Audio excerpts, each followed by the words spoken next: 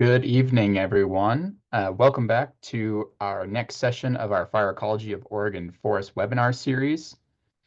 Tonight's session is going to be presented by my colleague, John Punches, who's going to be talking about Fire Ecology of Oregon's dry forests. A couple housekeeping items before we get started. As a reminder, if you have questions throughout tonight's session, please put them in the Q&A box at the bottom of the screen on the toolbar there, and our colleagues will be monitoring that Q&A box, and I'll stop John every once in a while to answer some questions. If you have some general comments or some technical issues, please put those in the chat, and we'll try to get those taken care of. Again, a reminder that in this webinar format, we don't have the ability to unmute folks to ask questions live. Continuing education credits are available for tonight's session for the Society of American Foresters, Associated Oregon Loggers, as well as a Certified Burn Manager program. For SAF credits, there is a form on our series website. If you download that form, fill out your information and SAF number and a keyword that I'll announce at the end of tonight's session, I can get those credits recorded. And you can either submit one form after tonight's session or one form with all the sessions that you attended at the end of the series. Similarly, with Associated Oregon Loggers and Certified Burn Manager, if you just send me an email after tonight's session, I will get those credits recorded. And with that, I will turn it over to John to talk about Oregon's dry forests. Hey, everybody. Really appreciate you joining us tonight. I know it's hard to come in out of the field when it's this time of year, but appreciate it. So tonight we are going to talk about dry forests. In the grand scheme of things, we've talked about a lot of different forest types over the past couple of months in this series. And some of our colleagues have really dug in deep into some of the mixed conifer forests and so on. So I'm not going to repeat their material. What I thought I would do is take a little bit different track tonight. And instead of really digging deep into like how we determine fire regime ages and fire return intervals and things of that nature, it just felt like that's really been well covered already.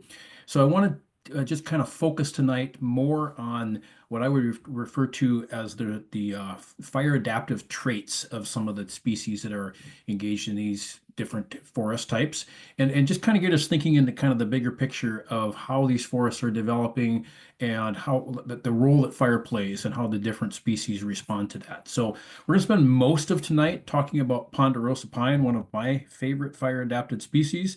But as promised, we're going to try to cover like a more broad range of dry forests. So we'll talk a little bit about other species that might engage with ponderosa pine or occur with the ponderosa pine in dry mixed conifer. And if we have time for this overall thing tonight, we'll jump a little bit into juniper. I am no expert in juniper. I kind of take the stance in the forest where I manage that we don't want juniper in there, but certainly there are places across the state where juniper plays a real important ecological role. So we'll dig in a little bit. So again, we're going to talk about ponderosa pine, a little bit some other species that might constitute a dry mixed conifer forest, and juniper. So let's start by just kind of putting things in a little bit of context. So if you look on this map, we've got a nice map from Oregon Forest Resources Institute. They actually did a little customization for me to make the colors a little more accessible in here.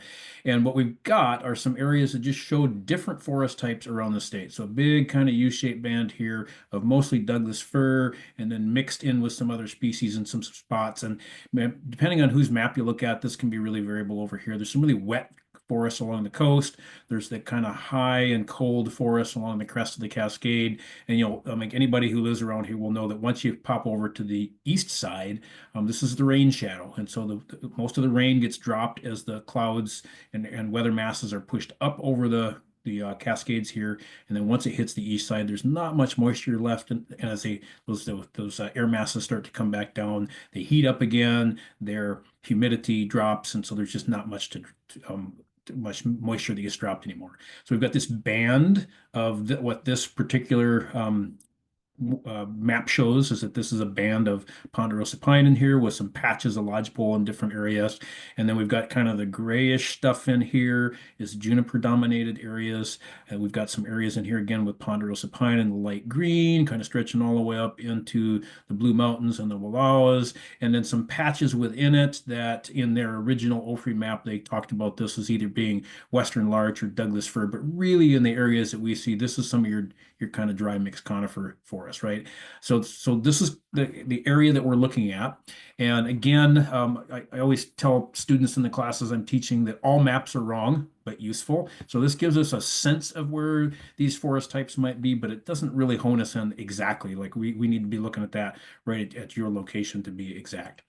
Another way to think about these forests is that they tend to occur along an elevation gradient. So the juniper woodland is going to be down here at our warmest and driest kind of end of the spectrum. And as we move up and like toward the crest of the Cascades, kind of moving west towards the crest of the Cascades, we move into the ponderosa pine, which is a dry forest type. Move up a little bit higher, or maybe hit more of a little bit of a north-facing slope. We've got kind of the warm, dry mixed conifers. We're mixing some other species in there. Get up a little higher, we're into cooler forests. Again, it's a mix of species, but we're moving towards the species that are more adapted to those cooler conditions. Then we get up a little bit higher, and it's often in these areas that have kind of a flat or almost concave shape to them that hold cold. And we get some of our species like Engelmann spruce and lodgepole pine, things that are really cold adapted. And then we move up into our subalpine species, which could be subalpine fir, it could be mountain hemlock, and then finally up into the alpine zone, where pretty much for our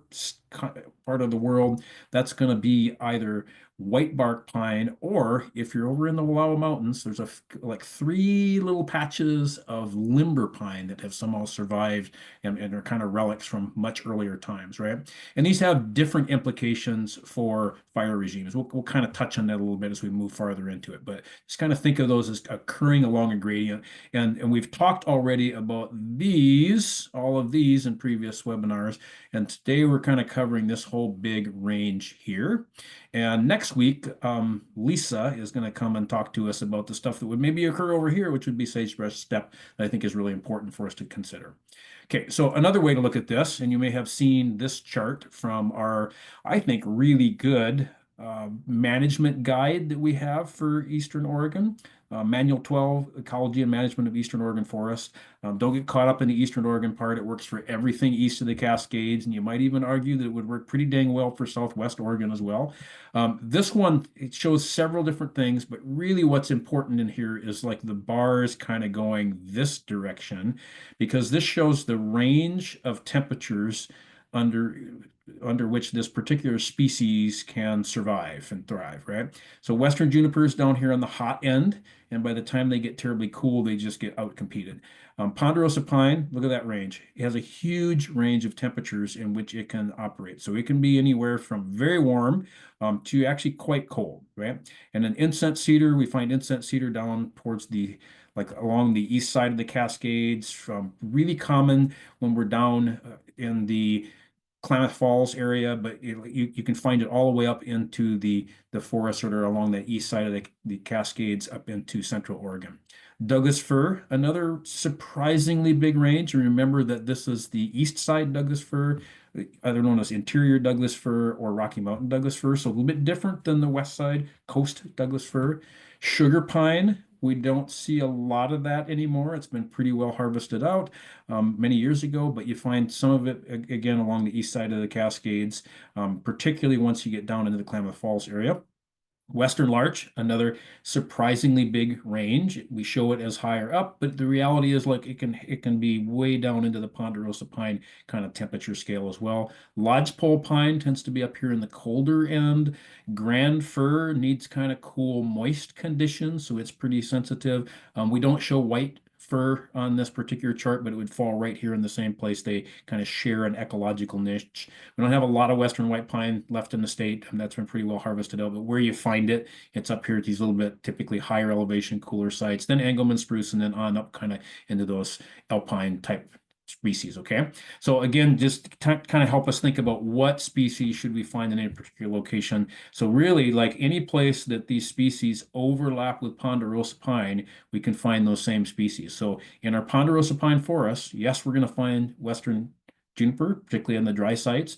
But depending on where we are in the state, we may find incense cedar or Douglas fir or sugar pine or western larch or lodgepole or grand, like all of these, right? And so you can find a lot of overlap depending on the microsites within that.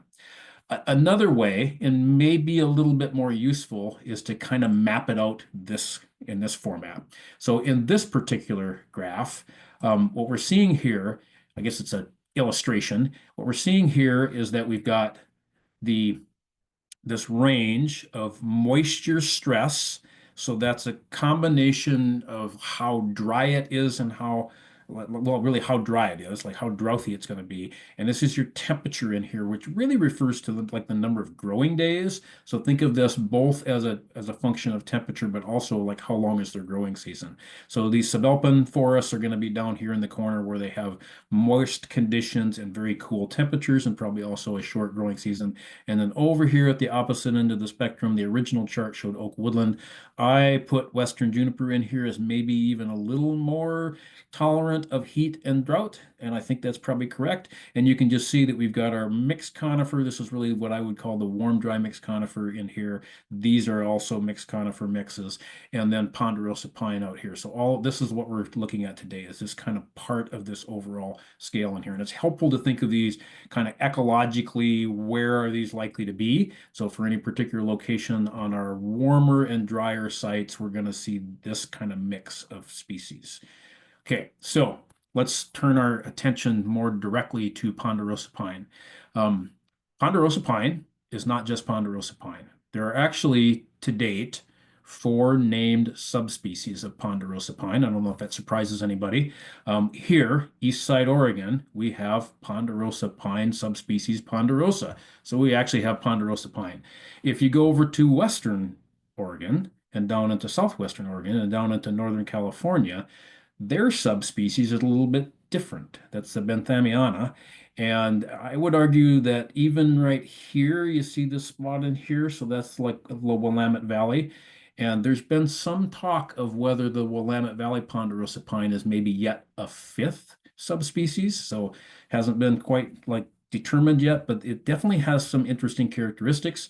Here in the like Rocky Mountain range, we have Scopulorum, and then down here in the Four Corners area, the Brachyptera. So that's a little bit different species in here. So really broad range for ponderosa pine. But what we're going to talk about today is going to be the stuff that we see here, East Side Oregon up into the Blue Mountains, corner up in there, and then on up, like ranging up through East Side Washington and up into kind of this similar kind of conditions up here in British Columbia. So that's what we're looking at. And I'm going to spend some time talking about these fire resistant traits in these different categories. So let's dig in a little bit, okay?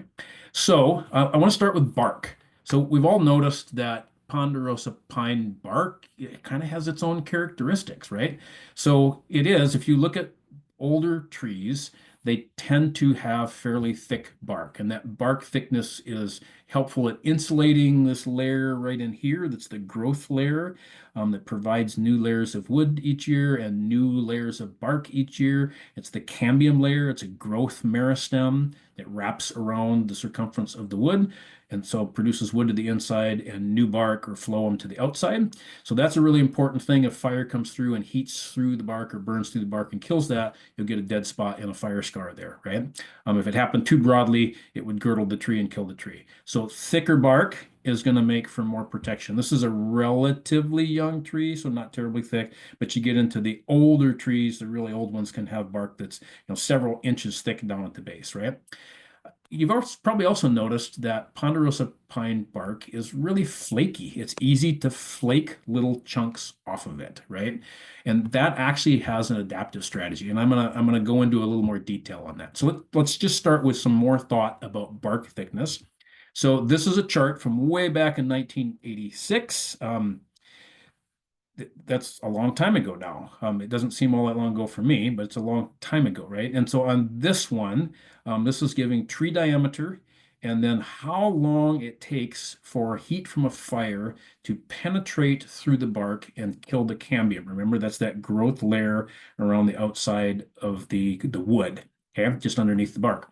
What it shows in here is that ponderosa pine is up here with having like a much longer insulation time, protective time than what a lot of other species have. Western larch is actually a little bit better. Douglas fir is even better yet. So this is not really saying that this is all about bark thickness, although that's a big part of it. But what you find in, particularly in Douglas fir, is that the bark actually has a lot of cork in it. So C-O-R-K, cork, like a cork in a wine bottle. And that's a really good insulator. So Douglas fir is very insulative and very protective because of it's thick and corky. Western larch is corky and can be super thick. It's also flaky. And ponderosa pine has thickness, some cork, not a lot, but like thickness and that ability to shed the fire, right? Then you've got your western hemlock, grand fir down here. They're not as protective, and then a whole lot of species that have actually quite thin bark, and they just don't provide a whole lot of protection. Now, one caution in this is just we're reading off looking at the examples here for really big trees, big diameter trees, right? Relatively big diameter trees, 60 centimeters. Smaller trees have thinner bark. So in any species, when they're small, they're going to be relatively susceptible to fire. But you can see that there's some species in here that clearly have a hand up, and they really take off once they start developing that bigger stem size, right? So this would be about an 8-inch tree, right? So that would give you kind of an estimate there in English units, right? So let's go a little further here and think about the implication then for being protected from fire by having flaky bark. So here's fire happening in a ponderosa pine stand, and you can see some fire climbing up the sides of these trees, but it doesn't seem to go very far, does it? It's not getting very high up into these trees. And if you stand by the tree and watch it burn, what's interesting is that when that flaky bark starts to heat up, it dries faster on the outside than it does on the inside. That makes it kind of curl to the outside, and then it pops off and it takes the fire with it. So I call ponderosa pine's bark fire shedding because I've stood in these stands watching them burn when I'm doing my prescribed fire observation stuff, and you can literally watch the fire fall off the stems of the trees. So that's a pretty impressive ecological advantage, a pretty significant fire regime adaptive trait that helps these trees be protected from fire. So you can just see the fire climb up and then kind of fall off, and it's really hard for the fire to make any progress going up those trees. The exception would be if there's a spot maybe higher up that's had some damage and then it produces pitch, kind of a natural defense mechanism. If that runs down in a stream of pitch, that pitch is flammable, and then the fire can climb up the pitch to that point, right? So there are ways for fire to get up in these trees, but they just have a hard time. The fire has a hard time climbing just the bark itself. All right. So now, one of the other characteristics of ponderosa pine is that it is really intolerant of shade. It is so intolerant of shade that even its own shade from its relatively thin crown kills its lower branches. They lose their leaves, their needles, and that makes the crown, the portion of the tree that's green, actually like move up, if you call it. It's not physically moving, it's that the bottom part is kind of falling off, right? But this now separates the green stuff from the heat from a fire down here at the surface. And these fires moving through here are going to move through at the surface. So if these branches are all dead, it's really hard for fire to get in the living green stuff here, because the fire just can't reach it, right? And it's even hard for the fire to do a whole lot of damage to this because the heat dissipates and moves off before it can get to that point. Now, remember we talked about the fire maybe being able to climb up the stem if there was like a pitch stream or something there. So it climbs up the stem, but where's the foliage? Well, it's way out at the end of the branches. So another characteristic of ponderosa pine is that it holds its needles only out toward the end of its branches. That separates them from the stem. So another of its fire adapted traits is that it's keeping its green stuff, its really important, valuable green stuff, away from the stem where there's a potential for fire to climb. It's holding out here more in space, and it's just really hard for fire to get in this canopy and actually be able to start spreading through it. So it's much harder for fire to spread through a ponderosa pine canopy than many other tree species. So it's really well adapted to having fire come through in its understory. Another thing that you'll notice is that the canopy is kind of sparse, and so that allows heat to dissipate through it pretty well. So it doesn't overheat as well as much as some other species. So foliage at the end of the branches and very self-pruning. If we look at the foliage itself, it too is really well adapted to how this tree interacts with fire. So it has relatively long needles that have a pretty high moisture content, so takes more heat to dry them out to the point where they would be killed, and it can tolerate a fair amount of heat. They fall off pretty regularly. I'll talk about the significance of that in a bit. Um, they also, if we advance here a little bit, the buds, those important growth regions, the meristems that are at the tip of every branch that are responsible for each year's new growth, right? They're always out here at the tips, right? They're big and they're protected by really thick bud scales. So if fire comes in here, even if it manages to kill off the needles around this by giving them too much heat, it's really likely that if these buds haven't actually started to expand yet, if they haven't flushed and started to put on their new foliage yet, that fire won't actually impact them. And so there's a certain part of the year when the trees are actively growing where they're quite sensitive to that heat. But for the biggest part of the year, they're really well protected from heat. So a spring fire coming through here before bud break has very little impact on these. So you can see a tree that gets really significantly heat scorched and loses a bunch of his needles and then just refoliates the next year. And so really a very distinct adaptation to fire to be able to be that able to withstand heat. I mentioned that ponderosa pine loses a lot of needles. So the way that it makes sure that it's only like having foliage out here at the end of the branches is that it only holds like 2 to 3 years worth of needles, and they're always being the new ones are always produced out here at the ends. That's true of all of the tree species. They're producing out here at the ends unless it's from an epicormic bud, but they're producing lots out here, and so they're losing older ones. So you've probably noticed with ponderosa pine that in the fall there's a kind of like a clump of branches kind of behind here a little bit each year that turns brown and then it falls off, right? So that's shedding those older needles each year. So it's always shedding needles and allowing them to accumulate down here, but that makes sure that its foliage is really separated from the stem out at the end of the branches, and that gives it that greater fire resiliency, that fire resistance.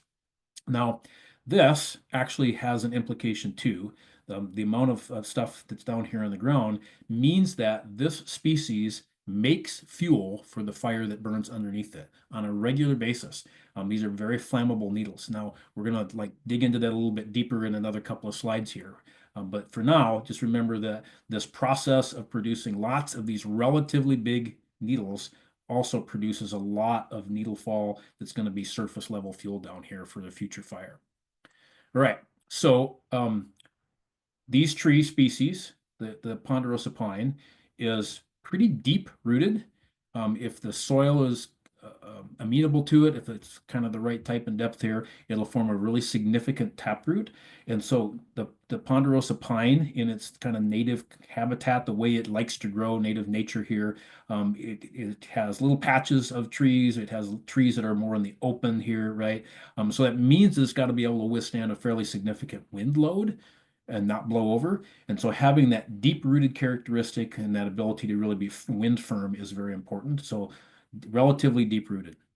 And then one other thing here, if you walk through ponderosa pine stands, you're pretty commonly going to see areas where fire has gotten hot enough next to one of them, probably because there was some other tree or stump there next to it that allowed it to heat through and cause an injury that killed the cambium there. But that doesn't necessarily kill the tree. Most of the times it doesn't if it's just happening on one side here. And you can see where each year, as this tree has grown, it's healing over this wound and it's actually encasing that dead part there in the center of the tree.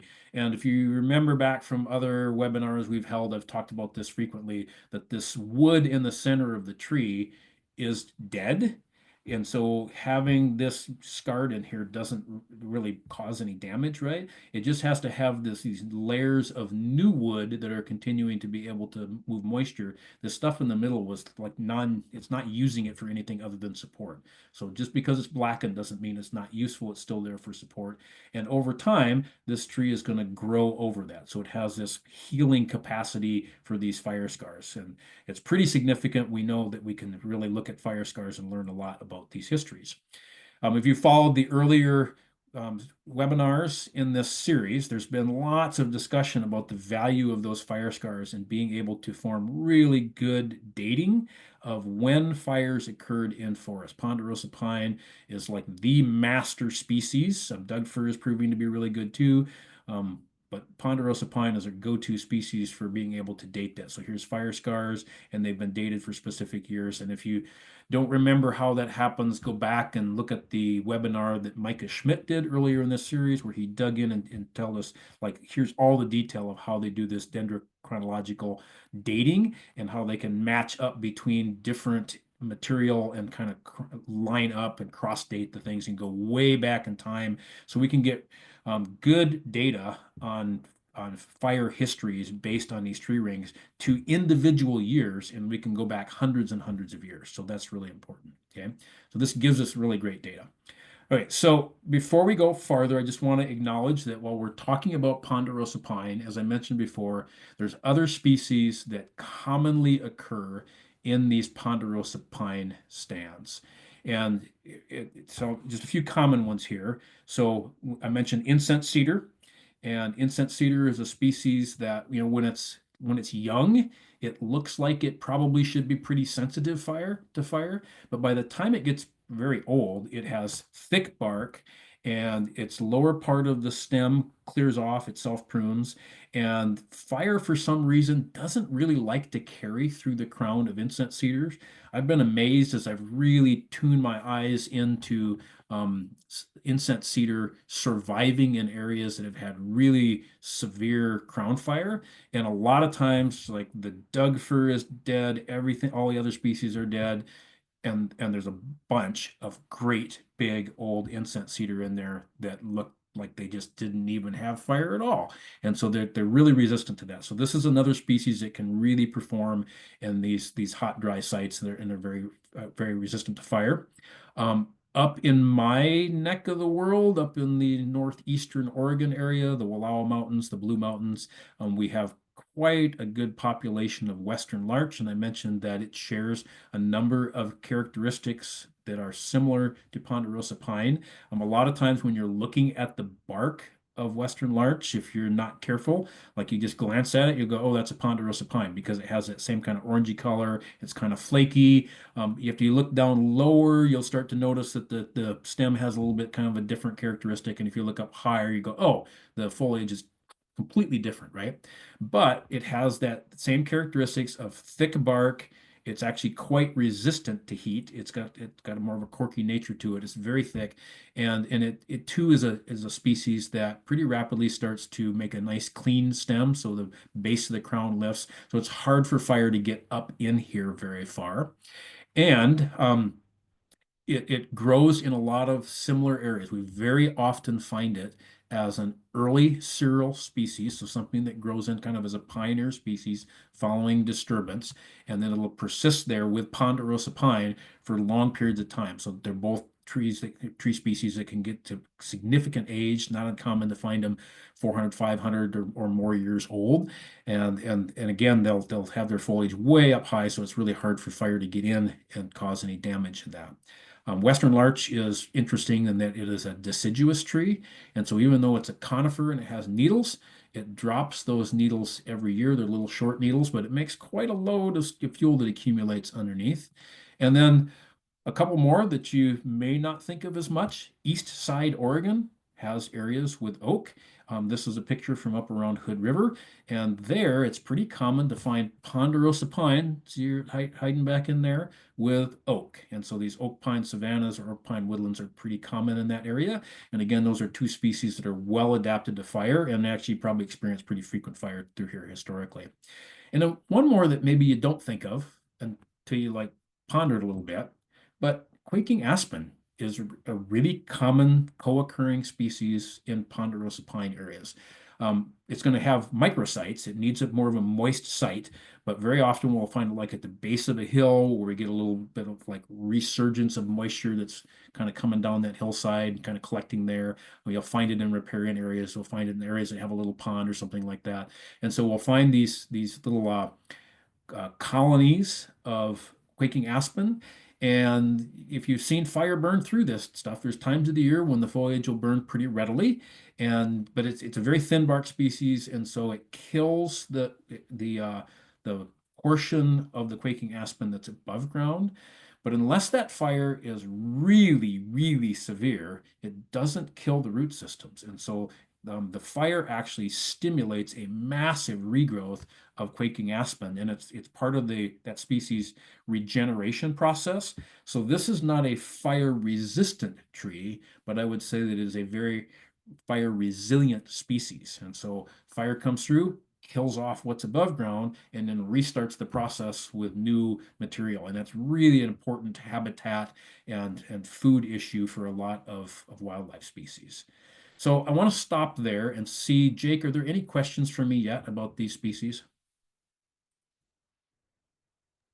There was a question that just popped up in the chat. Why am I seeing stunted needles, or I've heard of people calling it lion's mane or squirrel tail in ponderosa pine? Is it from stress and drought? So I think so. So there. So that sounds like maybe a question not directly related to this presentation, but more of a forest health question.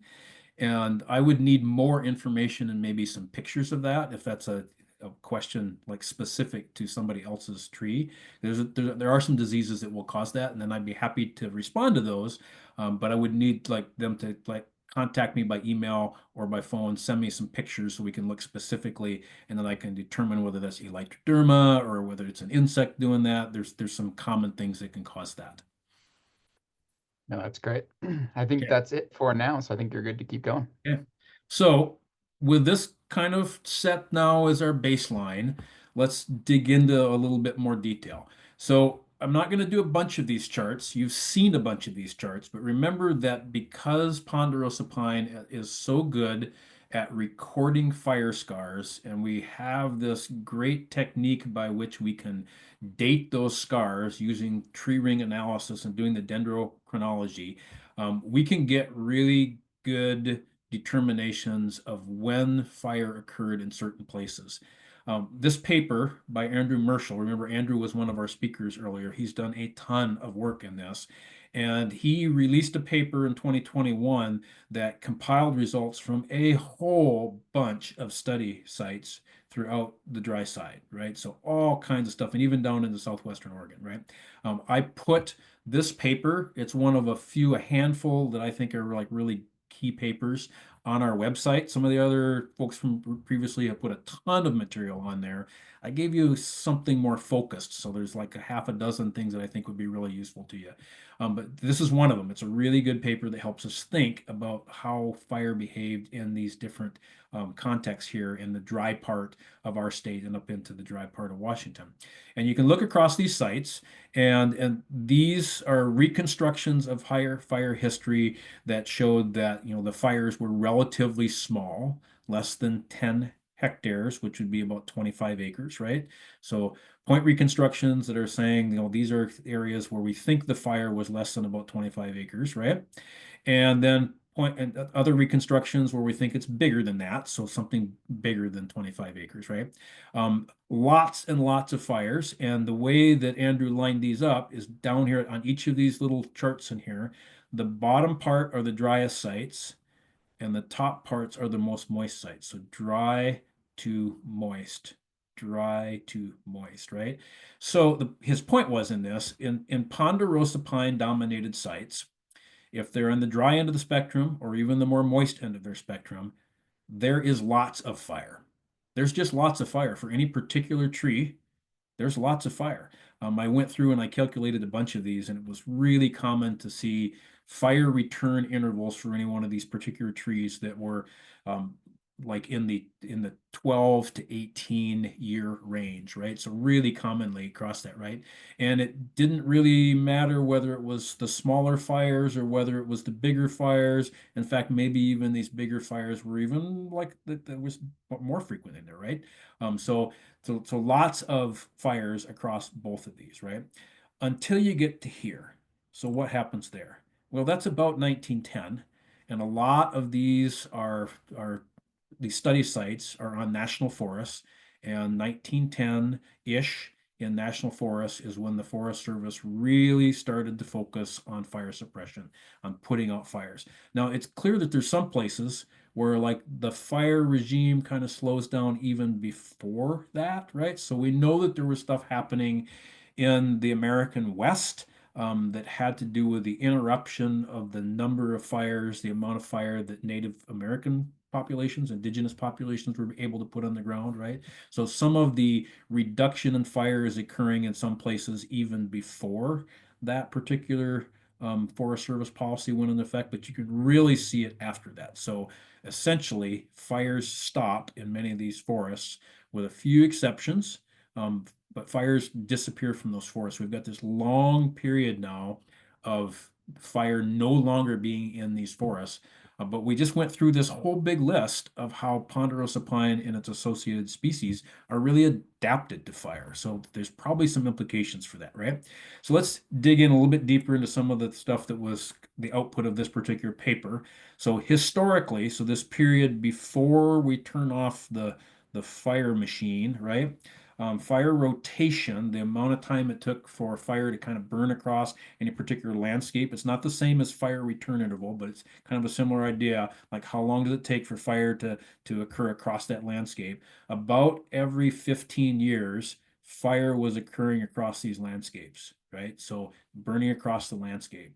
And some areas might get burned a couple times or three times, and others only once, but about every 15 years, fire was covering almost everything, right? The high severity patches, the places that were killing trees, big trees, right, were pretty small. So when they can do this by looking at like when do we see multiple old trees die from fire at the same time, and they can look across areas and see how big they were. So they found mostly small patches of high severity, and every once in a while something a little bit bigger, right? I converted these to acres.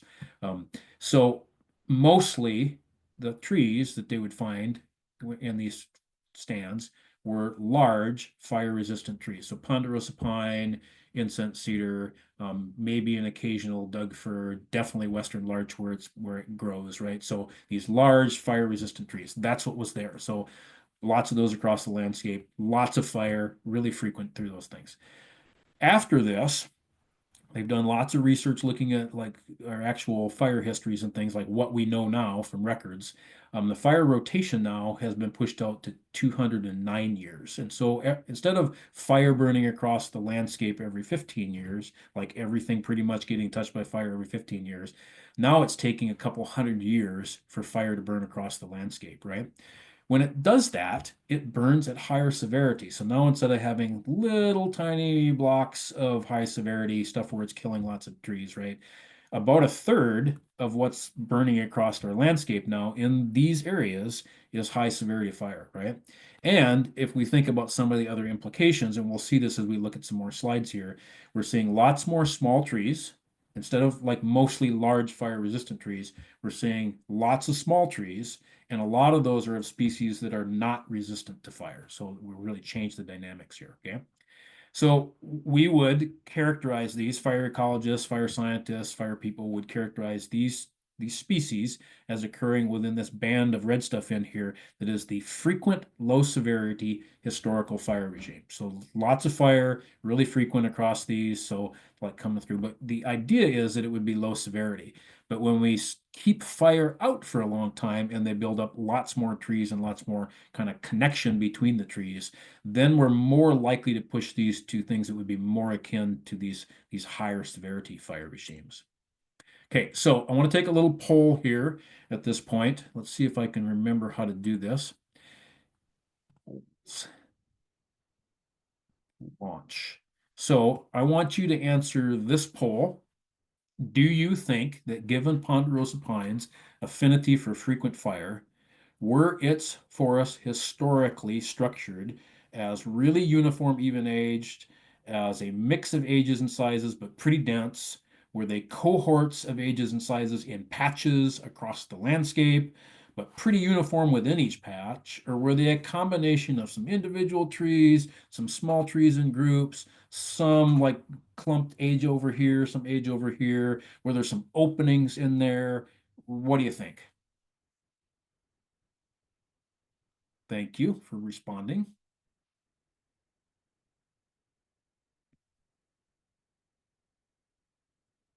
Okay, let's give it another couple of seconds here. Okay, looks like you've kind of stabled off. Okay, last call. Push the button. Okay, there you go. Okay, I'm going to share the results. All right, so take a look at these results. I'm not going to talk about them right now. We're going to look at some more slides and see how these stands develop, right? But it looks like most people are saying this kind of combination, but there's also some cohorts across the landscape. There's some uniform, even aged, right? A little bit, I think maybe one person said mix of ages, sizes, but dense, right? Okay, so I'm going to stop that and we'll come back and we'll think about that in just a minute. Okay, so with that, let's look at this schematically what forest kind of looked like historically based on these reconstructions and how we think they responded over time to fire. We certainly see them responding to fire this way now if they have these conditions, right? So if we're at time zero, in this particular one, they said at 20 years later, fire burns through, and you can kind of see that some stuff had started to grow, some smaller stuff had started to grow in here, right? Fire comes through, and the fire naturally kind of consumes that smaller stuff because the fire is at the surface level, and so it kills the stuff that's more at the surface level. So it opened this little patch back up. It opened some stuff up in here, kind of cleaned it out, and so for a while it persists. It kind of like didn't do much over here, so this came back a little bit earlier, right? And so then a few years later, and this goes from 20 to 60, that seemed like long for this particular species. It would actually probably happen sooner. It burns again, right? And this time, like we had like a little bit of stuff accumulated in here, or there was a dead tree or something in here, so it torched out. So now we got one less tree in here. That happens, right? It happens over time. We open up another little patch, and then but we're back, right? And you look here, and you look here 80 years later, they don't look a whole lot different, do they? It's still dominated by a few large fire-resistant trees. There's been multiple fires through here that have kind of kept the understory from actually growing up and doing anything. So frequent low severity fire tends to maintain itself, maintain that stand in things that have this backbone, if you will, of a few old, large fire-resistant trees, and that low severity fire just like leads to the next round being low severity fire and leads to the next round being low severity fire, right? Now, it's important to note that when we say that something is like adapted to low severity fire, that doesn't mean that it always has low severity part fire or that all parts of a forested area have low severity fire. So this graph can be kind of helpful. So this is the chart here, if we will, for a like a low severity fire regime, right? So low severity kind of line in here, right? And in the little thing in here, it kind of shows us now like frequent low severity fire leads to a kind of patchwork of conditions where we've got some areas that are burned a little hotter and occasional like some tree torching and some killing of trees, but mostly like little patches they're scorched and so, a lot of areas that like they just don't even burn at all or they burn at really low severity. They just like don't get a whole lot of heat, right? And so that's this kind of mosaic that we would expect from frequent low severity fire. And you can see in here, it looks really patchy, doesn't it? Right? So that leads to this observation, and this has been really well documented now, that ponderosa pine and their affiliate species, when they have their fire regime intact, they tend to occur, the species tend to occur in individuals or as individuals, in clumps. There's a clump right there. And then they are interspersed by openings. So here's an opening. So individuals, clumps, and openings. So a lot of people call this ICOs. And so this is a kind of species mix that with frequent low severity fire, you end up with individuals, big old trees, you end up with some clumps that can be pretty big trees individually, and you have lots of openings within that. So individuals, clumps, and openings. And the individuals are those big ones that have survived. They survived the wind load. They clearly got a good spot. They got off to a good start. They've been around a long time. They're very resistant. The clumps are areas where regen got ahead of the fires, got built up above that, and they're going to persist that way for quite a long time. And they kind of support each other. So there's more like sharing the wind load and so on until they get bigger and can really support that. Eventually, probably like they'll die off from other things and there'll be one there. Maybe it takes centuries to do that though. And then there's openings. And the combination means that when fire comes through there, it's really hard for this arrangement of trees to carry an active crown fire. Fire just can't spread from crown to crown because there's openings, right? So here's kind of some thought to go with that. These trees do not occur in isolation. There's other stuff growing under them, right? So they're dropping their needles, but there's also like commonly in ponderosa pine dominated stands, they're on relatively dry sites and there's a grassy understory. So here's a really kind of like common looking grassy understory these days.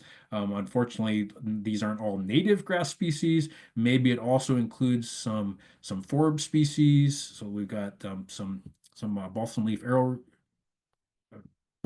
leaf balsam root. There we go. Arrow leaf balsam root in here, right? They're really pretty across that landscape. But this would support a pretty active fire regime because they can grow back quickly. And the combination of needles falling off the trees and this kind of fine fuel just allows for rapid regeneration of fuel so they can burn frequently. So you could come into a place like that. This and you could probably burn it every 4 to 5 years pretty productively because there'd be enough fuel to carry the fire. And this is what it looks like afterwards, right? So this is a Central Oregon stand that burned off in a prescribed fire, but you can see that it's consumed the needles. It's consumed some of the duff layer. Each of these little black mounds here is a little bunch grass knob. It's a crown from the bunch grass, right? And what's cool with this bunch grass, this native bunch grass, is that you go into these areas that are burned off, and then 2 days later, if there's a little bit of dew or a little bit of rain, this will be turning green again. It'll already be sprouting back because the fire didn't stay in that spot long enough to kill anything. It just flashed off the surface fuels and now it's just kind of restarted all of this. So you're going to get nice, fresh bunch grass growing back in here. It's been rejuvenated, right? So these forests are really in tune with the vegetation that's underneath them, and that's how they kind of share that site very effectively, okay? Now, it's not that they're always going to have bunch grass, right? So here's one that's more dominated by bitterbrush. There's probably some rabbit brush in there. It looks like there might be a little sagebrush in there. So this is another common associate with ponderosa pine, right? So we've got an understory that's more brushy in character. But again, you can see it's patchy. There's some bunch grass in there. It's just like it can accumulate fuel, but fire could come through on a fairly frequent basis. And it would not ever really build up to the fuel loads that would allow it to kill off these trees, right? Here's another observation is that when these areas burn, because these areas don't have a whole lot of fuel, what actually burns is the stuff underneath the ponderosa pine. That's where the needles accumulate. And the stuff out here in these patches doesn't burn. We can make it burn if I walk in and light each one of these on fire. But if the fire just is kind of burning through this area, it burns underneath the ponderosa pine and the openings are less impacted. So that's where your woody debris accumulates and survives, like provides habitat opportunities. This is where eventually this pine will like get a seedling established out here because it's not being burnt up because these areas don't burn. And so this tree may eventually die and make the patch bigger, but by then hopefully it's been able to regenerate out here and get a seedling established. So, but remember that that's a long-term strategy. This tree may be, 500 years old by the time this one gets well established, right? And in the most time, this is just repeatedly burning through here, right? Now, remember that I said that ponderosa pine has long needles in clusters and they fall off frequently, pretty heavy fuel load. Look what that means for any brush that dares to grow up next to the ponderosa pine. I don't know if you can really see it in there, but this bitter brush is absolutely draped with very flammable ponderosa pine needles. It's just full of ponderosa pine needles. So if the fire waits long enough to go through here, that brush can kind of start to get established underneath this tree. The next time fire comes through, this bitter brush is going to get roasted and killed because there's a whole bunch of extra fuel accumulated around it and on it. And there's a real like school of thought these days that that too is an adaptive trait, that that's part of how ponderosa pine secures its location and knocks down its competition. It's a kill your neighbor approach. And so you make that thing that dares to grow in there much more flammable by dropping all those needles on there. Firefighters know that when you see needle drape on brush, that's going to be really flammable and have much longer flame lengths and a lot more heat, right? Now, the other thing that actually does is it means that the needles dropping off mama tree fall on baby tree and around baby tree. So those frequent fires are also going to keep this area free of any significant development of new seedlings. It's just not going to happen in frequent fire environments. So if fire is burning through here frequently, these never develop to the point, or would rarely develop to the point where they're going to compete and replace the original trees, right? So this is another fire adaptive trait for these low moisture kind of drouthy sites, is that frequent fire actually keeps the competition down. And it's not until one of these bigger trees dies and leaves an opening and no longer can drop its needles there that a patch of regeneration can grow in here, right? So there's your opportunity for the patches of even age that was in my questionnaire there. There will be some of those across the landscape that grow into these areas that once were openings, but now don't have a living adult tree there anymore. And that's the area where the seedlings can, a group of seedlings about the same age can get established and then grow, and eventually they'll kind of thin themselves out, right?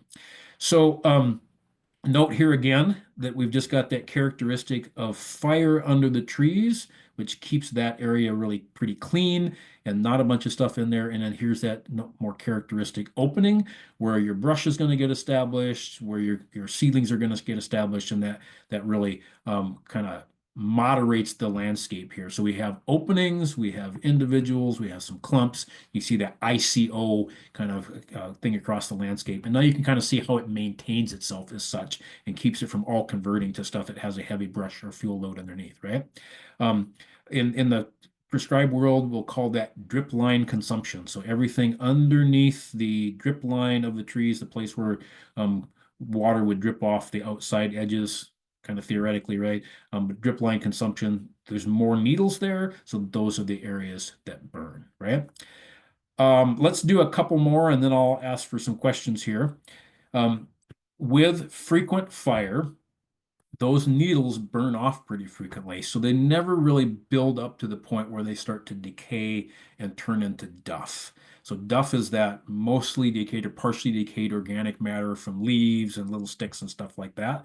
And in west side forests, it can be pretty dang thick. And it can be thick in east side forests. I mean, if you have an area that's been suppressed fire for a long time, I found areas around ponderosa pine where the duff layer can be up to 2 feet deep, right? Whereas if there's fire going through really frequently, that duff layer, it's really rare to have it even be an inch thick. It's usually more like a half an inch or more like a quarter inch, right? So it just doesn't accumulate because it burns off frequently. So that means that these deep-rooted trees are going to have roots in soil, not in duff layer, right? So remember that one of the issues that happens here in this suppression area, there's no fire there to burn that duff off. There's no fire there to keep the little trees from growing in. There's no fire there to keep the brush from getting big underneath those trees. So some things happen in the how that forest is going to look. So here's one example. We've got mostly ponderosa pine. We've got a larch in there, right? And there were these few kind of widely scattered big trees, but then long-term suppression of fire. And now you've got lots of those baby trees that have managed to grow up pretty tall now. And now if fire gets in there, these are going to be ladder fuels that can carry much higher flame lengths. And maybe they can get up in here where a fire could carry through and kill all these trees, right?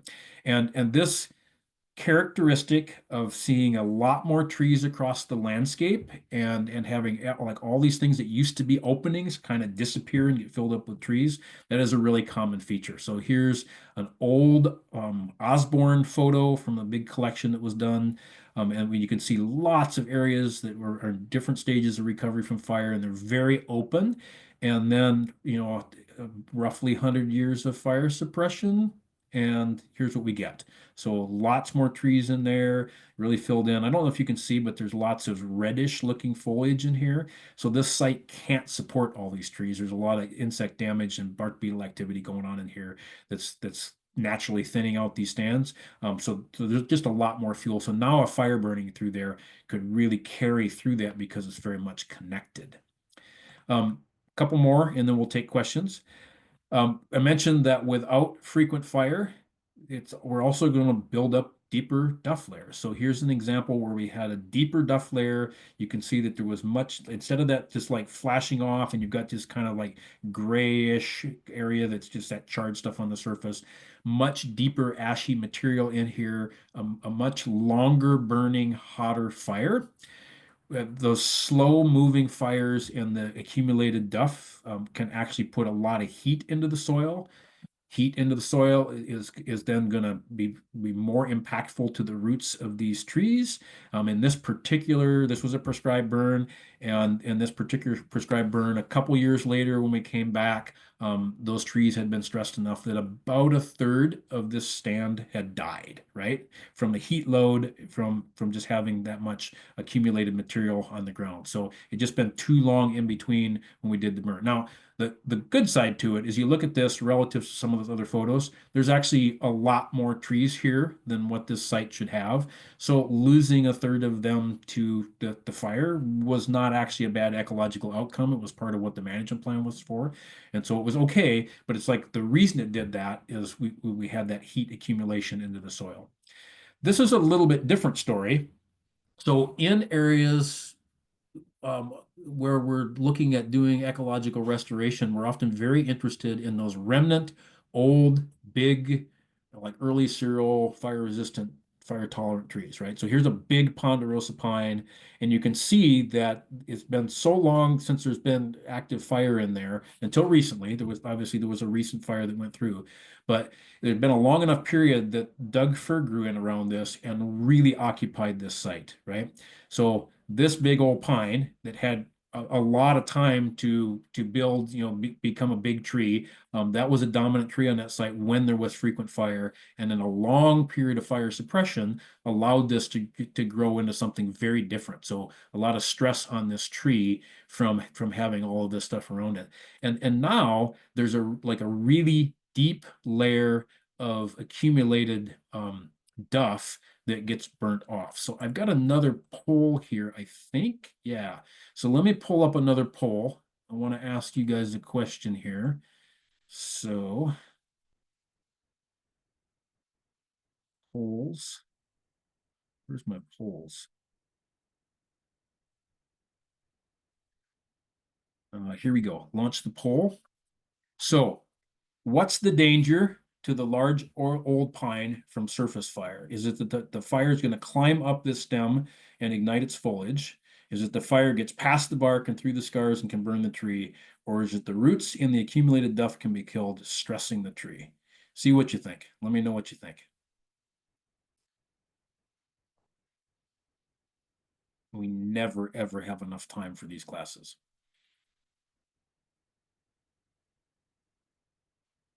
Okay. Punch your button if you're gonna. I'm gonna stop the poll here in just a second. Okay. Ending the poll, sharing the results.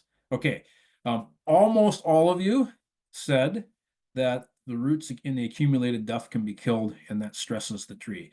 That is the one that I would be most concerned about. I don't think it's likely the fire is going to climb this, although fire moving actively through these adjacent tree crowns, if you've got a windblown fire, that could certainly impact this tree, right? But the impact of the surface fire through here is primarily going to be one of burning off that accumulated layer of duff. Now, if there was frequent fire here, that duff wouldn't accumulate, and this big old tree would have its roots, its fine roots that are really important for um, pulling in moisture and nutrients. They wouldn't be in the duff because there wouldn't be any. They'd be in the soil and they'd be well protected from any fire coming through there. When they're in the duff, that means that when the fire goes through, these trees that are already stressed from competition that they're not used to, then they get more stress from having a bunch of their feeder roots killed off. And it's a pretty substantial death toll. So there's been a lot of documentation now showing that these old ponderosa pine in these kinds of conditions are really sensitive to fire mortality from those root systems. So if we're purposely putting fire back in, we have to be really careful. There were some early studies where they thought they could ameliorate that by raking the duff away, but eventually they found out that raking the duff away also kills any roots that are in that. And so it's the same output, right? So we've got long delayed fire equals tree competition and deep duff, which is stress and root mortality. So all of those things come in together, right? Okay, so let me stop there for just a minute and ask Jake if there's any questions that I really ought to answer. Yeah, John, there's a couple here that we could dive into. Let's start with in a case where natural fire is not happening, would one do preventative burn more relative to the amount of duff or relative to time passed or something else? So if we're talking specifically about this kind of example where we're trying to basically rehabilitate old trees that have this accumulation of duff, I would say that the starting point is to think about what's around them because it's not just the duff issue that's accumulating here. It's also all of this competition from these surrounding trees that have placed this tree under a bunch of stress. So I would start by carefully coming in here and thinning out these trees and giving this tree a lot of space. And I do absolutely nothing in its root zone to the extent possible, right? So I'd be careful about this. I'd probably hand thin near the tree and then like get this other stuff hauled out as carefully as I can and give it back some root space and give it a few years to recover. Then I might come in and do a spring burn when I've got a high moisture level in the duff and let it burn off an inch or two of that accumulated duff. And then I would come in and I would individually mop up or extinguish the fire very carefully around each of these big old trees. There's usually not very many of them, so I'm going to come in and give them some special attention. And I'm going to do it really carefully so I don't stir up that layer where those roots are. And that means that over a whole bunch of years, I'm going to slowly kind of rehabilitate that tree by burning off a little bit of duff, a little bit of duff, a little bit of duff. I may not actually be able to do it effectively with fire in the timelines we have. And so maybe what I would come in and do is like maybe every 3 or 4 years, come in and just rake a little bit off during that moist time. So take out some of those and give that a little bit more space there. The alternative is to do it at the end of the season. If we're in the dry part of the season, a lot of those roots in the upper layers are going to be dead anyway. And I could rake that away gently and not get into any of the stuff where I'm starting to find live roots. But in any case, what I've got to do is approach it really cautiously because just putting fire back into a situation like this probably kills this old tree. I have to approach it much more thoughtfully and carefully. Next question. Yeah, in Central Oregon, ponderosa are many times encroached with lodgepole in mixed stands. Lodgepole is very opportunistic and makes for a lot of ladder fuels. Yep. When areas are thinned, would it be better to just remove lodgepole in areas which have a good presence of ponderosa so they don't rain more seeds and prescribed fire could be used more periodically? So I would say that like if these are your private lands and you want to favor ponderosa, then yeah, you've got to be pretty aggressive with the lodgepole because you're right that the lodgepole are very opportunistic. They are serotinous, and so if we get a fire, they're going to massively regenerate. But our lodgepole in Oregon have a lot of capacity to produce seed even when they don't have that heat load. So they are very, very likely to take over a site and cause a lot of stress in there. So yes, removing those is good. And you're kind of on the track there that you got to be pretty aggressive about it because if you leave many of them or maybe any of them, you're going to have that constant problem of them reseeding into the site. So it always relates back to objectives for the landscape for your particular piece of property. But if your objective is to favor those ponderosa pine, particularly those older, bigger ones, you've probably got to do that at the expense of removing those lodgepole pine. Let's do one more, and this is a really good question, actually. We could probably spend the next hour talking about. But so it seems that these forests can enter a positive feedback loop. Delayed fire is unhealthy, and reintroducing fire is risky to tree health. Is there any hope that the forests will go back to their normal fire return interval? So my sense is that, and this is more than my sense, and I'm going to show some of this as we move farther into the presentation. Um, it's probably not reasonable to think that forests that are this deviated from their historic conditions are going to return to those historic conditions just by the action of fire itself. There really needs to be something else that happens to remove part of that accumulated fuel load in an organized manner and to allow that stand to be receptive to fire again. And then even in that condition, you may see, like particularly for some of these big old ponderosa pine, they take some extra work to kind of nurse them back into condition. And I think in a way it's fair to say that we humans have to do that, right? So we played the role in excluding fire for 100 plus years. So we need to be thinking about how in this next span of time, we as humans reverse that process to some extent and rejuvenate those stands, bring them back into a place where they can have a healthy relationship with fire again.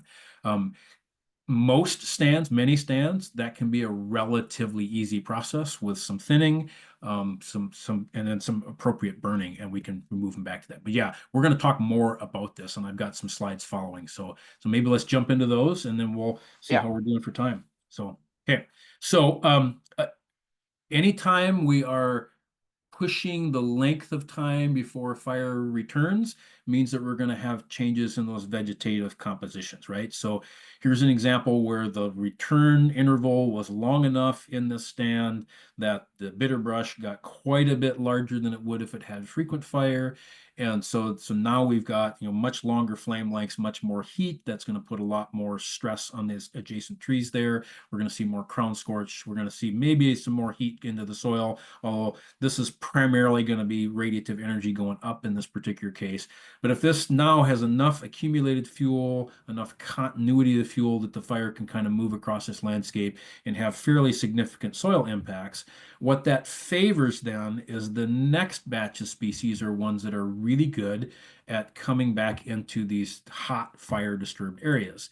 And in Central Oregon and in a lot of our patches where ponderosa pine grows, often those things that return following a more intense surface fire in there, even one where a lot of the ponderosa pines survive, is we end up with manzanita. This is greenleaf manzanita, if I'm reading it right from the photo.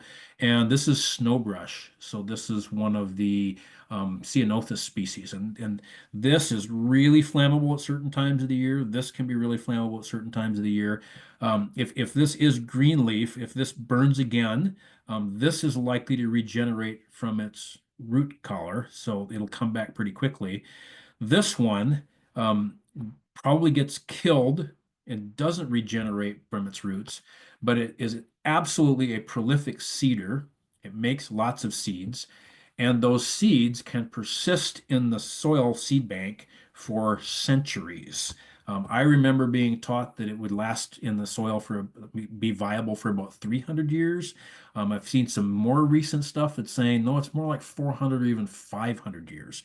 And so if this has been on that site and then you get a hot fire, this is actually a species that responds to hot fire. That's why it regenerates, right? And so it just repopulates sites. Here's an example of these two species taking over a really severely impacted site in the B&B fire. It's outside of kind of Sisters up by Subtle Lake. And you can just see that this entire slope, it was denuded. It didn't have a really dense timber stand in there, but it burned really hot in that windblown fire. And now it has come back to this combination of ceanothus and manzanita. And it looks like it's just going to persist as a shrub patch forever. And it's going to be there for a while. So the B&B fire, I believe, was 2003, if memory serves. So this has been 22 years at this point. It still looks a lot like this. But I have walked through this a bunch of times or swam uphill through the brush is probably a better way to describe it. And there is a remarkable amount of conifer regeneration seedlings kind of hidden down in this. And so the seedlings are actually taking advantage of the partial shade from these brush species and are growing back in. And one of the benefits, if you will, of the ceanothus that's in here is that it attracts the kinds of microbes that fix nitrogen. So it's considered a nitrogen fixing species. It's really the microbes that are doing that. But this site is getting a nitrogen boost because of these species accumulating here. So eventually, if there's not another fire, this will regenerate to conifers. If there's another fire, this will regenerate to this again, right? So it can go through these cycles where this will burn high severity and beget the next high severity. If it can go long enough that it can get back into conifer dominated and shade these out, then it probably will go back to low severity fire again. So there are ways to recover. One of the big concerns with the way that with the exclusion of fire and the more continuous fuel across the landscapes, instead of having those individual clumps and openings, you get all the openings filled up, you get clumps becoming continuous fuel, right? Now, when things burn, we get these big high severity patches, and they do tend to reburn at high severity and regenerate like this, and reburn to high severity and regenerate, right? And so it can really, for a long period of time, convert these to something different than what was there historically. So it's hard to get that historic mix back in. There were always patches of this in these various fire regimes, but there were patches of this. Whereas now we see huge patches of this, and we don't see the areas that have as much of the low severity, right? So it's really a change in the overall structure of our regimes. The other big, and in my mind, even worse situation is that when we have these high severity fires, that's a significant disturbance, exposes a lot of ground. Species that are colonizers will rapidly repopulate those. And we have a lot of introduced exotic invasive grass species that are really taking over these sites. So Medusa head, ventonata, cheatgrass. I mean, those are probably the big three in East Side Oregon. And they come in and they like fill in all the gaps between the native bunch grasses, between the shrubby species, and they take areas from being something that burned in a kind of a patchy mosaic way historically to something that now this is the continuous fuel bed. Every fire that goes through here is a continuous fire across this landscape. It's just going to burn until somebody puts it out, or until it runs out of fuel because it runs into some natural feature like a river or something of that nature, right? So this has changed the characteristic of the fuel bed to being something that's much more capable of carrying more of a landscape scale fire instead of having these patches of different severity, with most of it being kind of low and then occasionally a tree torching out, right? So as the question asked, and as I like commented, in our ponderosa pines that have stands, and really the other, like you could apply this to our mixed conifer as well. But in these stands, when you're starting to see that accumulation, like you see here in the background, that takes some active management probably to get it back in a condition where it's going to be responsive to fire. Excuse me.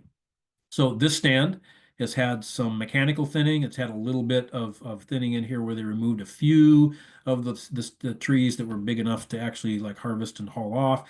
There's a lot of stuff that's been laid down, and they're going to come back in and kind of cut it up and pile it. And then probably what's going to be the next stage in here is to get this all nicely piled, come back in the winter when there's some snow on the ground, you have cold air temperatures, burn those piles when they're less likely to cause damage to the soil and less likely to cause damage to the trees because of the colder overall temperatures, and the fire's safe to burn because it's not going to spread, right? So we're going to manage that fuel, get that fuel load down. And then a few years later, when the needles have built up, when the grasses have come back, when the forb load is kind of built up, we can come in and either do a spring or fall burn and do something more like this, right?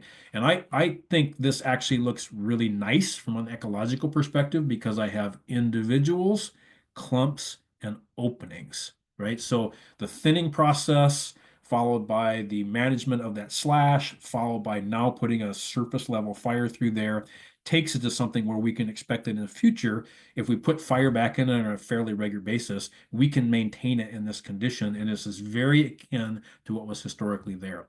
It's a much lower tree volume level than what was there when it was really dense, but it's much more resilient and resistant to fire. So again, what were our objectives? If our objective was to grow as many trees and as much timber volume as possible, this is probably not the way to do it.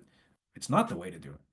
If our objective is to restore this area to something that's more akin to historic conditions, do light thinning every few years, and to find ways to kind of rotate these clumps and openings around, the fire in there can be really a helpful component of that. And there's no substitution for fire. Fire is the only thing that carries out that full range of kind of reconstitutive benefits to this ecosystem. These are fire adapted ecosystems. I would argue that they really have to have fire in them to be fully healthy. This is a great example from down in Jake's area, where the Forest Service has been doing some thinning operations, but also some repeated burning. I think this has been burned 3 or 4 times, and you can see that it's really it's nice and relatively open. It's kind of restored it to its grassy condition rather than shrubby condition. There's very little regen in there to serve as ladder fuels, and so as long as they keep this kind of burning, it's going to retain that condition. It's not as individual, clumpy, and opening as I might like, but there's a nice little opening back there. There's a good sized tree there, right? So it's getting there. So let's stop there quick again and see if there's another quick question or two before I jump into talking about just a few slides about mixed conifers. One real quick, after a burn, natural or prescribed, will these areas be reseeded or seeded with native grass species? So so what I find is that in most situations, once we burn, there is a surprising amount of natural regeneration of native species on that site. The seed bed is there in the soil for those species that have been there previously. A lot of the species that have more long-lived roots or corms or bulbs. I've been in areas where I know there's not been a fire in there for 80 years, and then there's a fire, and all of a sudden there's Mariposa lilies popping up every place, and they've been waiting 80 years to have enough sunlight and enough fire stimulation to do that, right? And so I am a big proponent of letting these areas kind of come back on their own as opposed to seeding them. There's two reasons for that. One is that it's actually really hard and expensive to find native seed. And the other is that what you find labeled as native seed typically isn't native seed. It's native someplace else, and it maybe is like the species that were there, but it's probably not the genetic strain that was actually there. And so I worry that we're putting things in that almost are like saying, oh, I'm going to take ponderosa pine from Arizona and plant it in Oregon. It's still ponderosa pine. Well, I'm going to take grass from someplace else, even though it's the same species, and plant it here. It may not be well adapted here, and we may have a whole variety of problems with that. So in most cases, we're not replanting this. There are some exceptions where people are doing this specifically to improve grazing habitat for cattle. So maybe in those cases, they're treating it more like their ranch and they're thinking about what species are going to be most palatable and best adapted to that site. And you can have, if you keep your overall cover to about 50% or less, you can have a really nice shaded grazing area. That might be part of your objective. If you're doing this more for like an ecological restoration, I would say like do some experimental spots and see what happens. And if you don't need to seed, don't seed. I think we're better off kind of letting nature do its thing on these sites, right? So I'm all about mechanical removal of the excess trees and then purposely putting fire in, and then I want nature to take its course, right? So hopefully that's not a mixed message, but I just have found that to be typically really successful. Is there one Good. more quick one, or is that good for now? Let's keep forging ahead. We'll save these other questions. Okay. So we're going to go faster here because I'm not going to delve as deeply into warm dry mixed conifer, but I want to acknowledge that this is like a logical continuation of our thought process here around ecological restoration. Because the reality is that um, we humans make these categories: ponderosa pine, warm dry mixed conifer, juniper. And the reality is like the species all kind of overlap. Remember this particular document here, this little graph here, right? So we can say it's ponderosa pine, but it could probably have juniper incense here in that same kind of range there. And for a lot of the ponderosa pine region, depending on where you are in the state, you could have pondo, you could have incense, you could have defer, you could have some sugar, you could have some larch, you could have some lodgepole, you could have some grand fir. See where I'm going with this, right? And so those are all species that could exist in that same kind of temperature regime, right? So there's lots of overlap between those. And the ponderosa pine sites are the ones that are kind of down there in that little bit drier area and tend to be dominated by ponderosa pine. But ponderosa pine is going to be present in a lot of different forest types going pretty high up on the mountainside, right? So when we move up that next kind of layer, remember that graph we had that showed kind of the range moving up there into the higher elevations.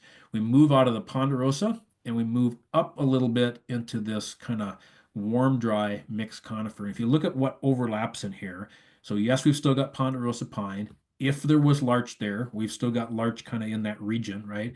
Larch is probably, well, larch is, in my opinion, and I think this tracks out. We find larch where we have a little bit deeper soil that has a high ash content, volcanic ash content. It seems to do best there, and so it'll be kind of microsite across areas, right? We definitely find it mixed with Douglas fir, and it might be mostly Douglas fir or mostly these things, kind of depending on the history of the site. Often we'll find grand fir or white fir in it. So white fir if you're more south in the state, grand fir if you're more north in the state, right? If you're over right against the Cascades, there might be noble fir, there might be Pacific silver fir. If you're down more towards the like Crater Lake area, might find Shasta fir in there. It's kind of a hybrid. They all hybridize together, so it's hard to tell them apart. Down there again around the Klamath Falls, Lake County area, and into Central Oregon, we'll find the incense cedar, sugar pine in some areas. So it can be quite a mix of species, right? But the point is there that you've got this combination of different species.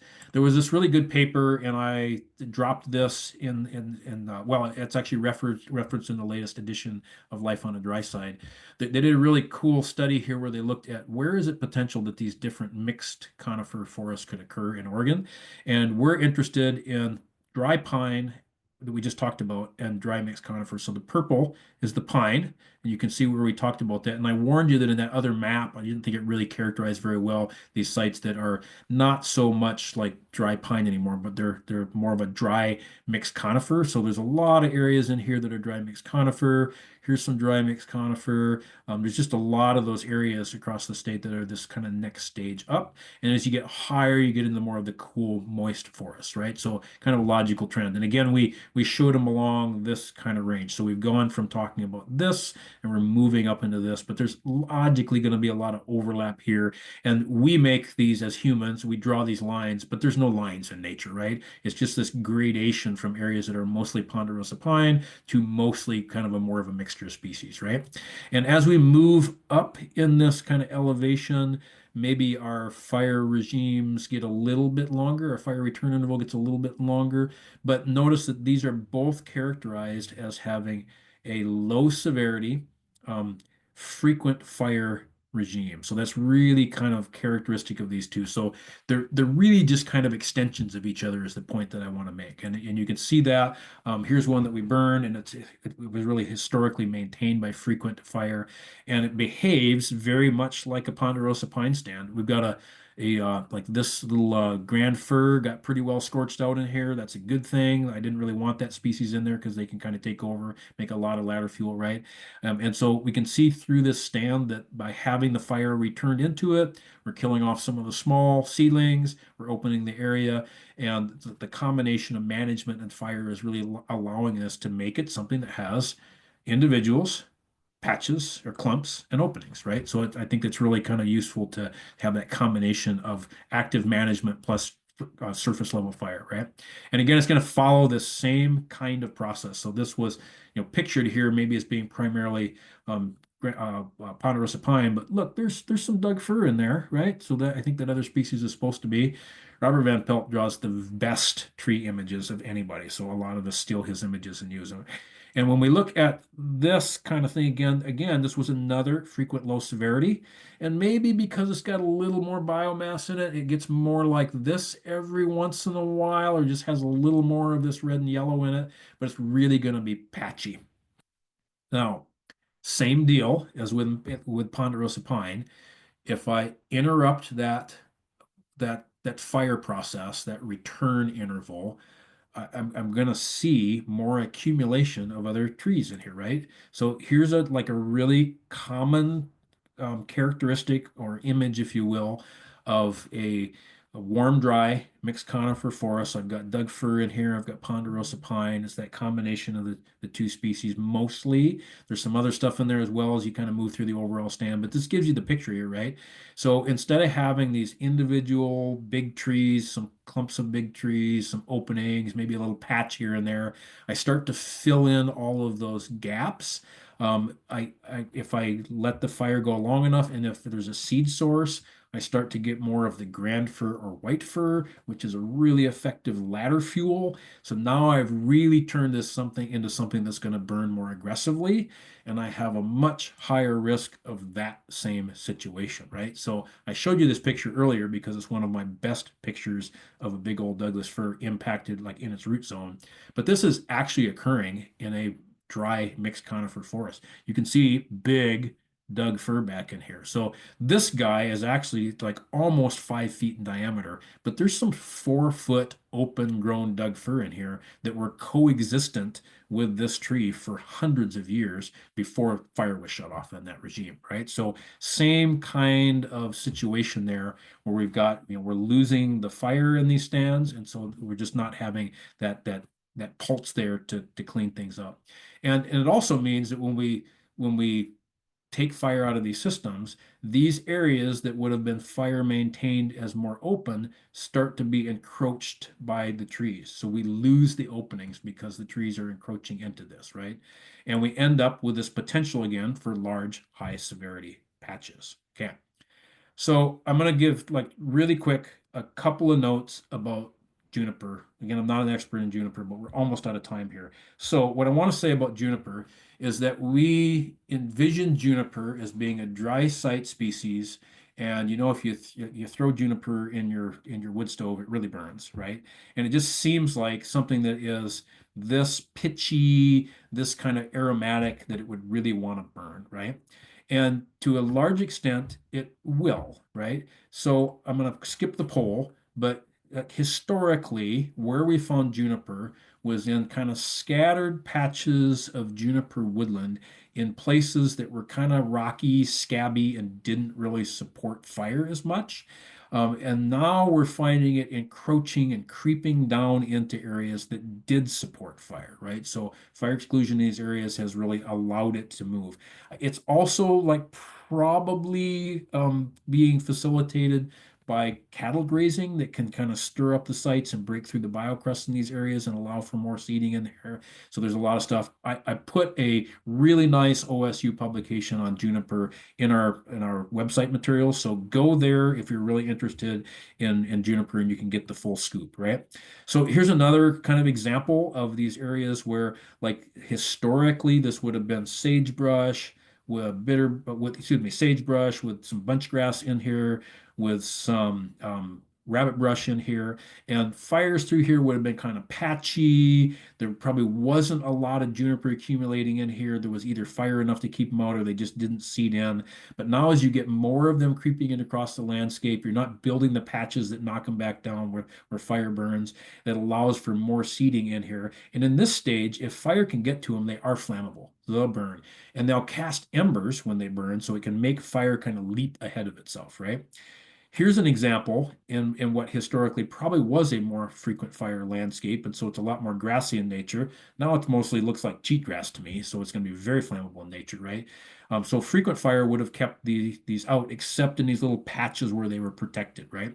Um, So they're like now they're much more likely to actually burn if we get fire in there and to spread fire, but then to seed in again because there's always some that remain. Because once they get to this size, they are remarkably resistant to fire. So I have underburned this. In fact, this may be a stand where we underburned right through here right after this, and we didn't kill these trees. They once they get kind of self-pruned a little bit in here and make even just a little bit of space, they form this kind of dense mat of their own needles that fall off in here. And while I've not seen it documented, I suspect they're allelopathic, that the chemicals that kind of leach out of there keep other plants from growing. Bitterbrush will kind of grow in a little bit, but a lot of plants will just not grow in that area. So now if fire creeps across here, it just stops and moves around these trees. I like to say that these older Western juniper actually build their own defensible space. They just don't burn well. And so it's very hard to have like fire just kind of play back through here and knock the population of juniper back down once they get to that stage.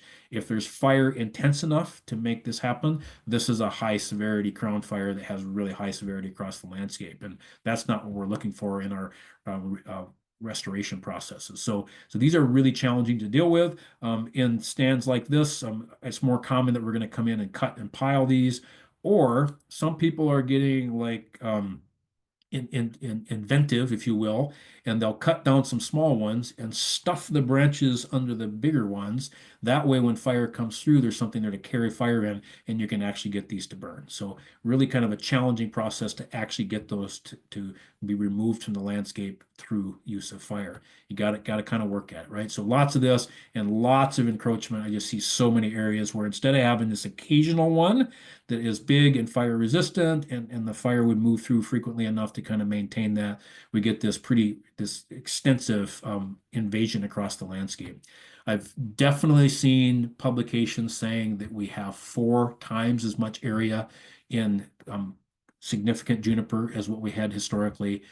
I've seen other publications. I'm not really sure if I totally believe them, but I've seen a couple of times now folks saying it's more like 10 times. And so massive expansion. I mean, 4 times is a massive expansive area. 10 times would be crazy expansive area. So really a significant invasion across the landscape. And it's not happening just in those kind of drier areas. This is a site that has juniper moving into it. And I actually typed this out. This is a dry mixed conifer, a warm dry mixed conifer site. So this is kind of crossed over from being way down there on the other side of ponderosa pine, and it's clear over here in a warm dry mixed conifer site. And it's really kind of taken over and providing a lot more ladder fuel. It's also a site that has unfortunately been invaded with non-native grasses. And so now this becomes something where not only do we have the ability of the grass to carry across the landscape, but we've got the juniper in here. So this is a really challenging situation that we're going to have to do some mechanical thinning, probably some piling and burning, and then reintroduce the fire in there. And we're probably like with fire, we're not going to get rid of the invasive grasses. They're going to remain there. This site is taken over enough that it's like I think we're writing it off unless we're going to do some significant herbicide applications. And I'll close with just a couple things here.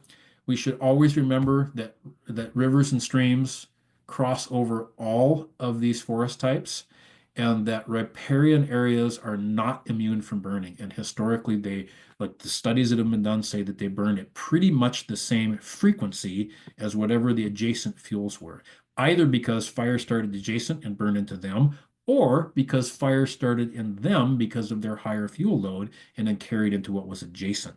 So really common to see these have a relatively similar fire return interval. They may burn at a different intensity because they carry a higher fuel load, but they also carry moisture for longer, so they're going to be a little bit different. If you'd like to dig in and learn more about the individual tree and other plant species and their associations on your site relative to how they react to fire, go to this really cool USDA maintained Fire Effects Information System, FEIS. I linked it from the class website, but you can also just Google it. Really a good thing. Just type in your species there, hit go, and it gives you a variety of different products. And I often will get the little species summaries because it gives me lots of great information about how ponderosa pine responds to fire across different landscapes. And next week, Lisa Ellsworth is going to be here to talk to us about sagebrush ecosystems. I know we build this as a forest kind of thing, but this is really like that next ecosystem outside, like adjacent to our forest systems. In many cases, these are interspersed, and these are just really cool systems. And the fire ecology here is way more complex than what we've talked about today. So Lisa is the expert in this for Oregon State University, a great person, and I'm really excited to hear from her. So I'm going to stop there and take any questions. It is 7:33. I thank you for hanging with me, and we'll hang around here for another few minutes while we answer questions. Jake, why don't you go ahead and give them the keyword? That way, if people want to leave, they can. Yeah, the SAF keyword tonight is dry side, and I will put that in the chat as well. Awesome. To kick off the questions, let's start with, I guess, following the juniper one. Here's one: is I recognize juniper as an invader is a challenge, but how can we educate folks on the value of the older growth, Yeah. even when the young stuff causes problems? Yes, I agree with that. So when you look across that landscape, there are junipers that have been on these landscapes in many cases for hundreds of years. And those are not the ones that we need to take out. The situation, and they are going to be a seed source, um, but they're going to be a seed source relative to their location. And if there's fire in there or some other kinds of active management, that's an easy challenge to overcome, right? So it is just an educational process to get people to see that the issue is not that we have juniper, period. The issue is having too much in those areas that we've got it expanding outside of the kind of rocky refugia type areas where it was the one that would persist, the area where that would persist and into this broader landscape. So we do need to be selective with that. I mean, you've seen all through this series, these are complex systems, and we need to think about them with a little bit more complexity than just, oh, let's go out and cut down the juniper. So I don't know, I don't have the direct answer for how we do that, but definitely that's part of the process is that good education. There's another question here. What's the effect of madrone in mixed ponderosa forests? We're in the Rogue Valley, lots of ponderosa pine, white oak, madrone, and manzanita. So I think that's Maxine's question. So Maxine, were you around last week when Chris Adlam talked? If not, look up his presentation. It was really, really good, and he got to really dig into some of those areas there. But madrone, again, madrone is a naturally occurring species in those forests. It can grow in those drier sites.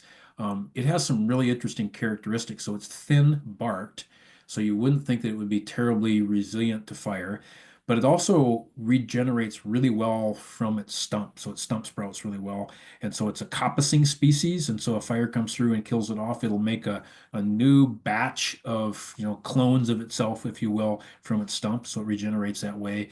It has pretty big, thick leaves, and it'll form a kind of a dense mat of leaves. And so fire often will kind of creep through those leaves. And if it's not terribly windy, it can have a pretty, like a low intensity, but kind of slow moving fire that moves through. So it doesn't necessarily always support a really intense fire. It just depends on the conditions in there.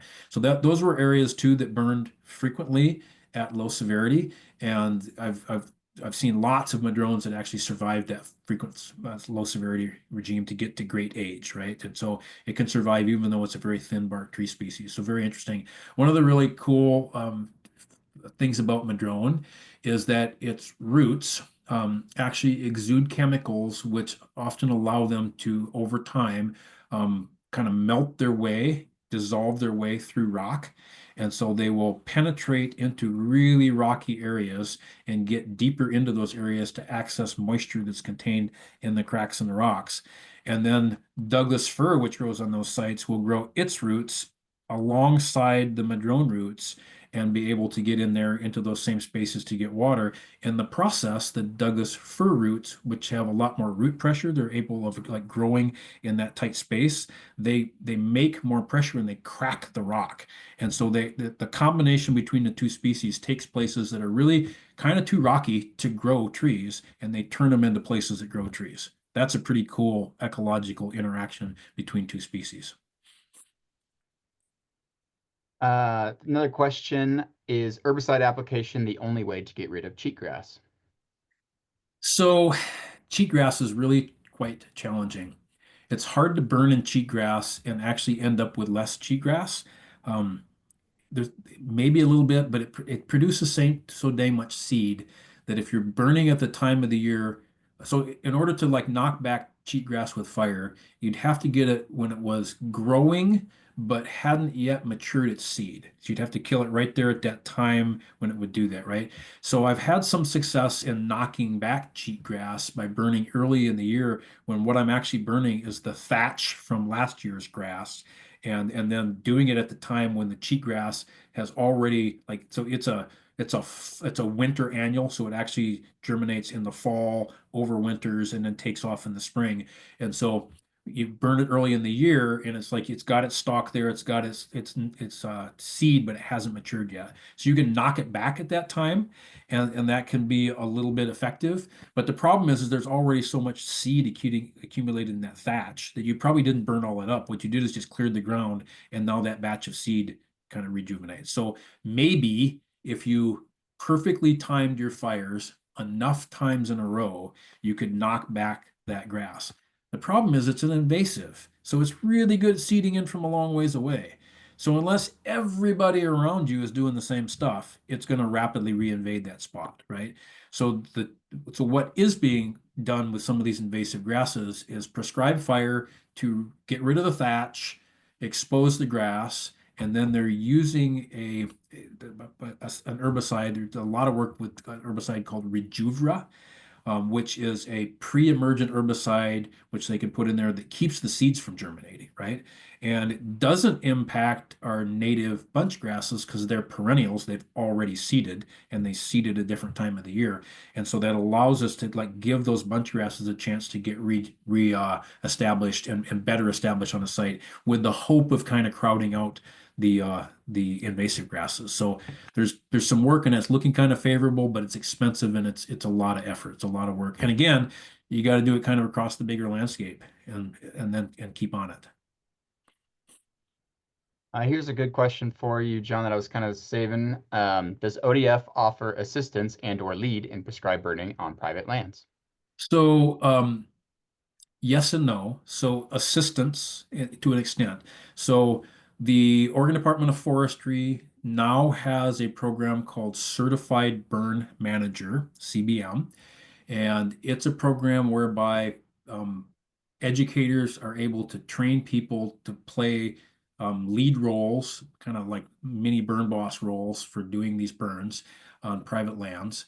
So there is that program in place. It's a good program. OSU is the major provider of training for that at the time. We're still building the curriculum for it, so it's a relatively new, it's a pretty new program. It's only a couple years old. So we've trained a lot of people in that. So we're building that network of people. It's open to people. You don't have to be a federal burner to do that. Yeah, I see Ryan says that Washington DNR has a similar program. Yep, we actually worked with Washington to doing this. Idaho's working on there. California has one. Most states in the country have something like that now. So that's a good program, and I think that it gives people kind of a basis for leading those burns productively. We know there's a lot of work around that, so I would encourage that it like don't think that that's the only thing. So OSU is building some other programs to help people kind of start off before that and get the experience and education they need to kind of work up to that. There's more and more. There's just a lot of effort around the state and prescribed burn associations. So entities that come together at the kind of community level to pool resources, pool training, collaborate with their rural fire departments and kind of do more of that. And then in many cases, Oregon Department of Forestry, it really depends on the area, but Oregon Department of Forestry is more and more saying, hey, we'll come, we'll bring some engines, we'll bring some guys, we'll do some training with you, right? Or we'll, at least we'll be there on standby, right? And that's kind of a significant change for Oregon Department of Forestry because their job until really recently was to put out fires. It wasn't to start fires or help do prescribed burns, right? So that's like it's taking time to like get that change in place and have people who for many years were told that is not your job to be saying, yeah, no, actually that is part of my job. It can be, right? So we're building capacity around that. There are opportunities that are growing or at least have been. Not sure under the current situation with the way agencies are kind of being restructured if this will continue. But the Natural Resources Conservation Service, NRCS, which helps landowners fund lots of their fuel reduction work, also has programs where they can fund writing of burn plans by professionals for private landowners and implementation of burns. So there's opportunities there, right? We've been working for years to kind of get those in place.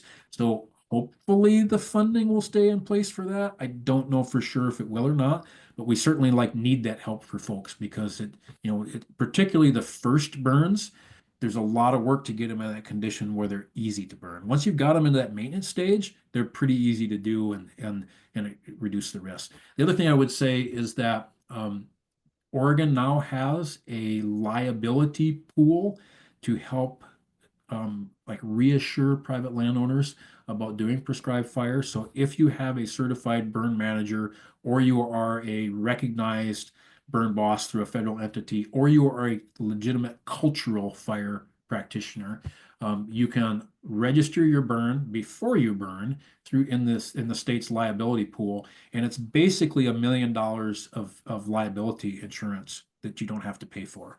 We're hoping it never gets used because that's how we can justify this, but it's there because it is hard to get insurance in forested lands for prescribed fire. If you're an ag producer and you've got an umbrella liability policy, you probably already have insurance for those burns. Okay. Any All other right. things there? No, I think that's it. Cool. All right. Well, everybody, thanks for hanging out here late with me, and we'll see you at the next one. Jake, thank you. You're always so great. Appreciate you. Yeah, absolutely. Great presentation, John, and good night, everyone.